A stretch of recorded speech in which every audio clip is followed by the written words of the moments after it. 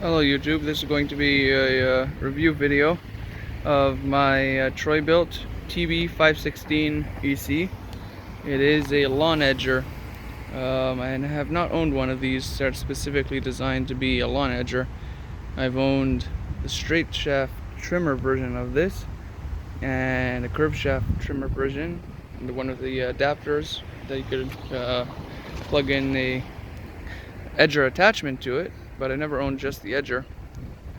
Yeah, this is a 4-stroke machine, and I had bought it used. Well, I bought it new, but it was a demo model, and yeah, it had some problems from the start. Basically, I guess it was sitting outside or something, or just too cheap. It wouldn't start with just gas in it. Started on starter fluid. The carburetor bulb filled, but the carburetor did not provide gas to the engine. So I filled it up with oil and took the carburetor apart and cleaned it out, and it had corrosion inside, so either it was return or maybe it was used a bit. I don't know what the story is, but luckily the carburetor gasket, the diaphragms inside were still soft enough and the gaskets were still intact. Where I put it back together, I was able to get it running. However, this carburetor is a very cheap carburetor, and it does not have adjustment screws that I could find on it. And a new one's like 20 bucks on eBay from China, or like $50 from the dealer here. And there's no adjustment screws, and it won't run on higher than half choke, but half choke it runs okay. Usually it says only to choke it when it's colder than when it's colder than 40 degrees Fahrenheit outside.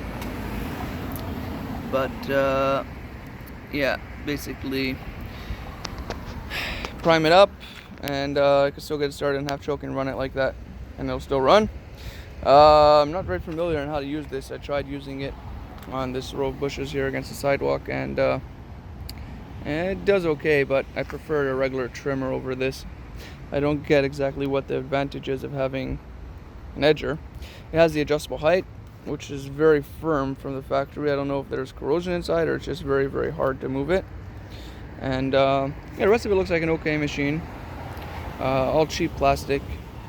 And yeah, basically this one has the easy start on it. So if you buy a drill attachment or their own special drill, it's a 5-point hex bit basically that goes inside there, and then you could just put it in and spin the drill, or put your drill attachment on and turn it over like that to get started, which on this one you will need because it does take like 10 cranks to get it started in the morning.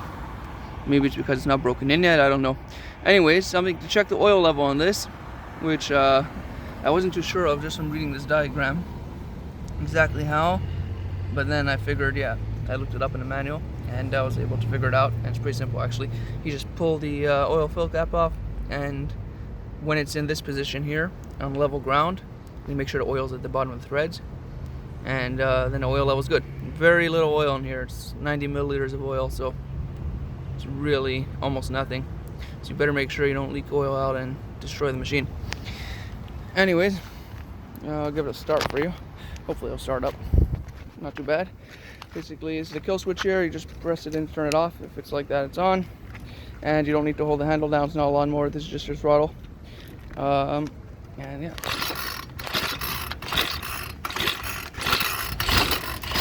As you see, it's hard to start. It has the easy start feature on it, but it's at a weird angle. So yeah, I gotta prime it up again. And literally, I had it off for like 3 minutes, and it's giving me problems starting already.